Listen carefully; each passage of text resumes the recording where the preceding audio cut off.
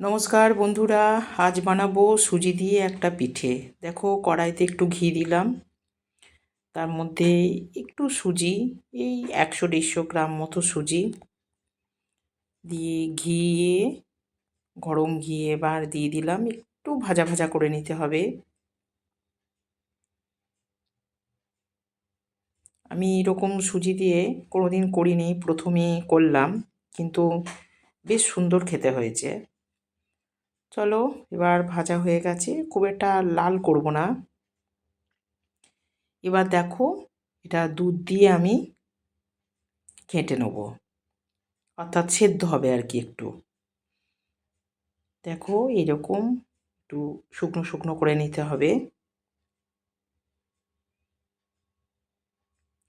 তা আমারটা একটু নরম হয়ে গেছিলো বলে একটু ময়দা দিয়েছিলাম। এবার দেখো, হাতে একটু তেল মেখে নিয়ে দেখো যেরকম শেপ দেয়া যায় এরম দিতে পারো, তারপরে একটু লম্বা করতে পারো, বিভিন্ন রকম যার যেরম মনে হবে সেই রকম শেপ দেবে।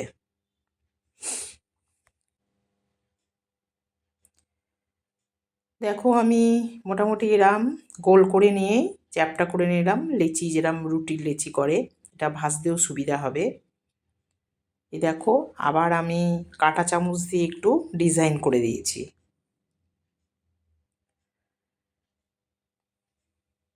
এই দেখো, এই যে কাঁটা চামচ দিলাম, করে নিলাম, এটা আর কি দেখতে সুন্দর হবে তাই। এবার দেখো, এদিকে একটু চিনির শিরা করব। একটু জল দিলাম, চিনি দিলাম, যেহেতু গুড়ের সময়, পৌষ মাস মানেই গুড়, গুড় একটু দিলে বেশ ফ্লেভারটা খুব ভালো হয়, তাই এখানে গুড় দিয়ে একটা শিরা করে নিলাম। এবার দেখো, আমার একটা লোহার কড়াই আছে, এটাতে আমি ভাজাভুজি করি।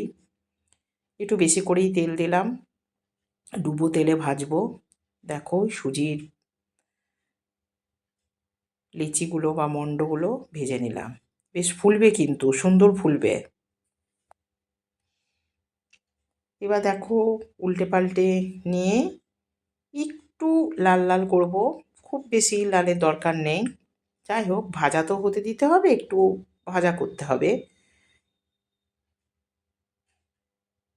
একটু হালকা আঁচে, একটু কমিয়ে বাড়িয়ে এরম করে দেখো কি সুন্দর ফুলেছে। এই দেখো, ফুলেছে।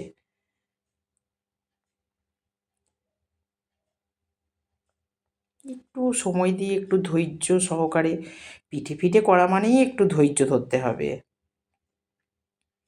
এবার দেখো, এটা আমি তুলে নিচ্ছি, তুলে সরাসরি কিন্তু আমি চিনির শিরায় দিয়ে দিলাম। দেখো, সব কটাই এবার চিনির শিরায় দিলাম, সারা রাত ভিজিয়ে রাখলাম।